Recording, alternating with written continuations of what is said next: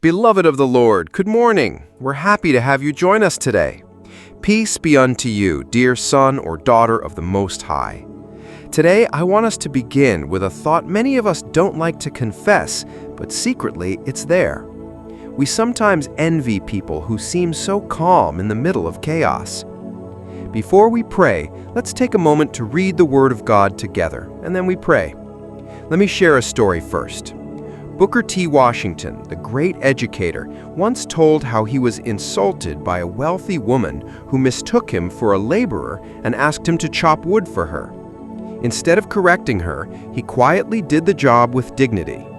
Later, when she discovered who he was, she was embarrassed, but her heart changed forever. Washington didn't lose dignity by being calm, he gained influence through it. Isn't that interesting? Sometimes the calmest response carries the greatest strength.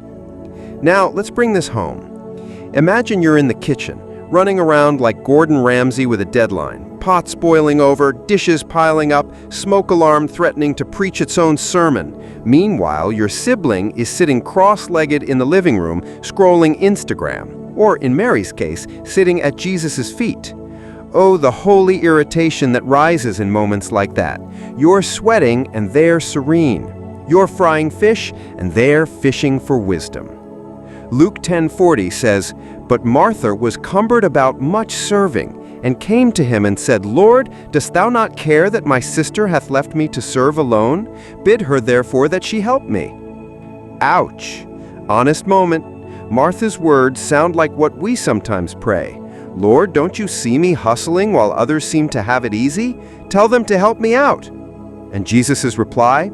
He doesn't shame her. He gently invites her. Martha, Martha, thou art careful and troubled about many things, but one thing is needful, and Mary hath chosen that good part which shall not be taken away from her. Notice the twist. Jesus doesn't say Martha's work is useless. Hospitality mattered. But he says Mary tapped into something deeper. It's not work versus worship, it's work with worship. It's not being active versus being passive, it's being grounded in his presence so that our activity doesn't drain us, but flows from him. And here's where jealousy sneaks in. We resent Mary's peace, but secretly crave it. We roll our eyes at still people, but deep down we wish we weren't so restless ourselves. Psalm 102:20 comes alive here, to hear the groaning of the prisoner, to loose those that are appointed to death.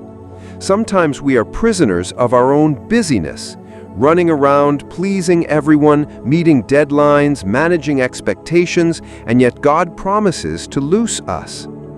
Even Song of Solomon 3:6 echoes Martha's heart. They made me the keeper of the vineyards, but mine own vineyard have I not kept. You're busy keeping everyone else's vineyard, your workplace, your family, your friends, but your own vineyard, your inner life with God, is neglected. But here's the beauty. Song of Solomon 3:6 paints the transformation. Who is this that cometh out of the wilderness like pillars of smoke, perfumed with myrrh and frankincense? You might be emerging from stress and jealousy, but God perfumes even that wilderness with grace. And here's a word to anchor your morning. Listen, today I speak into your life. God is teaching you to rest, not just to rush, in the name of Jesus. Now, pause a moment. Think about your mornings. How often do you start stressed? Emails, deadlines, kids, alarms?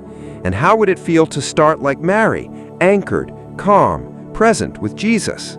What happens when your busyness isn't just activity, but a subtle form of resistance against intimacy with God? Now, let's be honest here. If Martha lived today, she'd be the kind of person with a color-coded Google Calendar, 3 to-do list apps, and a smartwatch buzzing every 15 minutes reminding her to breathe. And if Mary posted a picture of herself just chilling at Jesus' feet with the caption, "Finding peace in his presence," Martha would be furious. You know the type of comment she'd leave. Some of us have responsibilities, Mary. And here's the uncomfortable truth. We often resent the Marys in our lives, not because they're doing anything wrong, but because they embody what we crave: peace, stillness, rest. Martha didn't just want Jesus to scold Mary. Deep down, she wished she could sit too. That's the jealousy we never admit.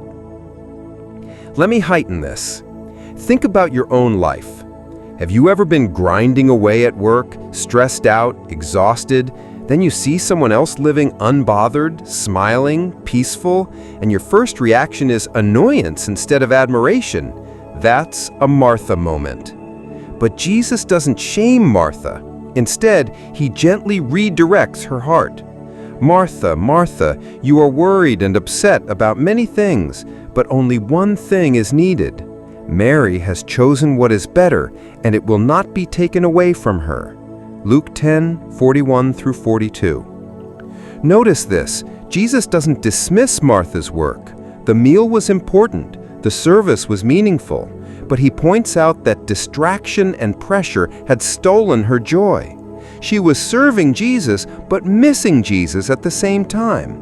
That's the danger for us too, doing ministry, parenting, careers, even prayer routines without actually being present with Him.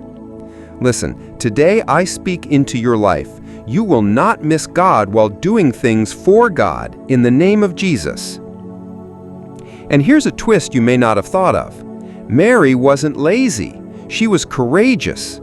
It took boldness to ignore cultural expectations of women serving in the kitchen. She risked judgment, side-eye glares, and maybe even harsh words. But she chose intimacy over image, devotion over distraction. Sometimes sitting at Jesus' feet is the bravest thing you can do. So here's the rising question I want you to wrestle with. Are you secretly jealous of the peace you see in others when deep down you know it's available to you too? Jesus isn't scolding you tonight. He's inviting you.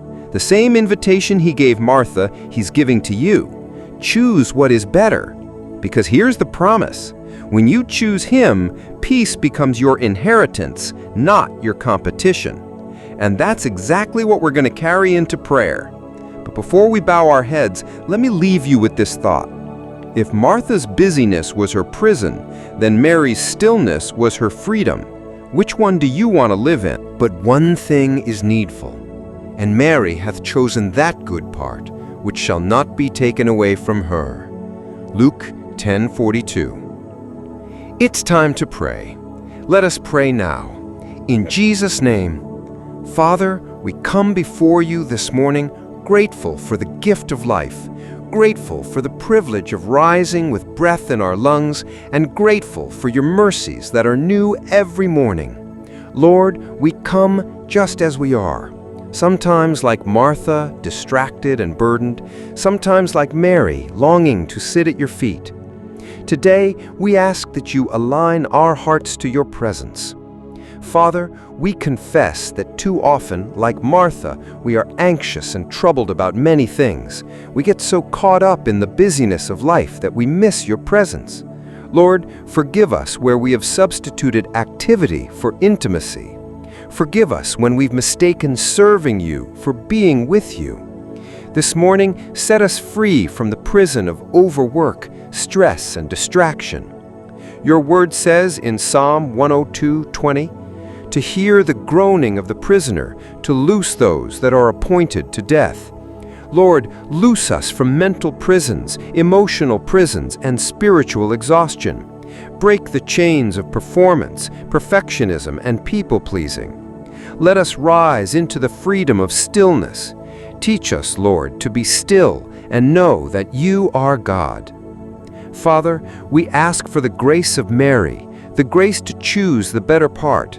May we find joy in sitting at your feet daily.